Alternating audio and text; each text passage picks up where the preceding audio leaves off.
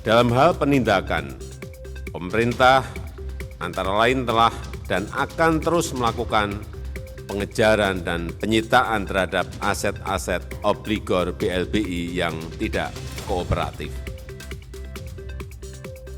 Aparat penegak hukum telah melakukan penindakan tegas terhadap sejumlah kasus mega korupsi seperti kasus Asabri dan Jiwasraya.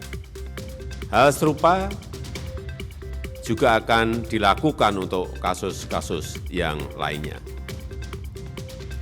Untuk itu, saya ingatkan kembali kepada aparat penegak hukum untuk memproses tindakan pidana tanpa pandang bulu dan tanpa tebang pilih. KPK sampai hari ini tidak pernah surut, tidak pernah lelah untuk melakukan pemberantasan korupsi.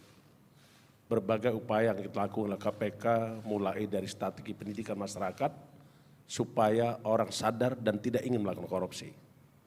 Kedua, melakukan upaya pencegahan dengan cara perbaikan sistem supaya tidak terjadi dan tidak ada kesempatan melakukan korupsi. Yang ketiga, melakukan strategi penindakan yang profesional dalam rangka pengembalian kerugian negara atau aset recovery. Dan tahun 2022 kita sudah berhasil mengembalikan hasil recovery sebanyak 575 miliar, lebih dari target 104 miliar yang ditetapkan oleh RPJMN kita. Terkait dengan beberapa perkara yang tersangkanya masih dalam tahap pencarian, kami informasikan kepada seluruh masyarakat, seluruh anak bangsa, sesungguhnya ada 21 orang yang masuk dalam daftar pencarian orang. Dari 21 orang tersebut, kita sudah mampu melakukan penangkapan sebanyak 17 orang. Sehingga sekarang masih ada 4 orang lagi. Teranyar yang sudah kita lakukan penangkapan adalah IA yang kita tangkap di Aceh dan sekarang sedang menjalani proses hukum. Sementara 4 orang lagi, antara lain HM, RHP, PT, dan KK. Ini sedang kita lakukan pengejaran dan mungkin rekan-rekan sungguh mengikuti pemberitaan. Ada beberapa yang sudah kita ketahui dan saat itu kita lakukan upaya penangkapan.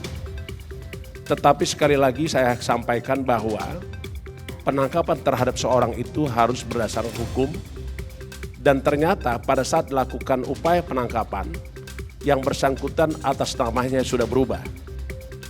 Jadi kalau seawal namanya adalah PT, di saat dilakukan upaya penangkapan, nah yang bersangkutan sudah berubah menjadi TTP. Dan ini tentu akan menyulitkan kita, tetapi kita tidak akan pernah menyerah karena kita sudah tahu bagaimana proses peralihan nama dari PT menjadi TTP itu.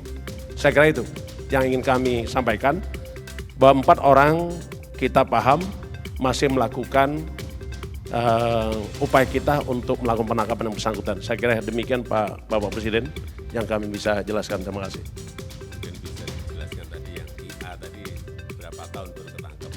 Siap. IA itu ditetapkan sebagai tersangka tahun 2016. Sekarang 2022, berarti 6 tahun. Dan itu kita lakukan penangkapan setelah ada kemunculan yang bersangkutan, dan itu adalah upaya keras kerjasama kolaborasi antar penegak hukum. Karena perlu diketahui, IA ini kita tangkap di Banda Aceh dan itu dibantu sepenuhnya oleh Polda Aceh dan jajaran. Saya kira itu.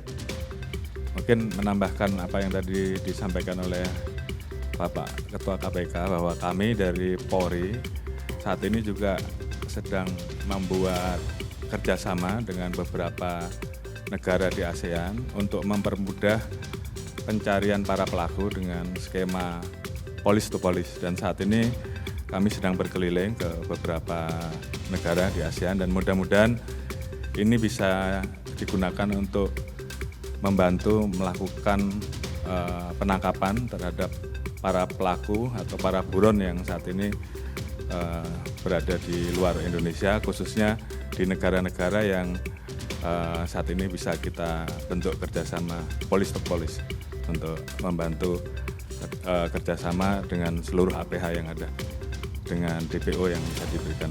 Terima kasih.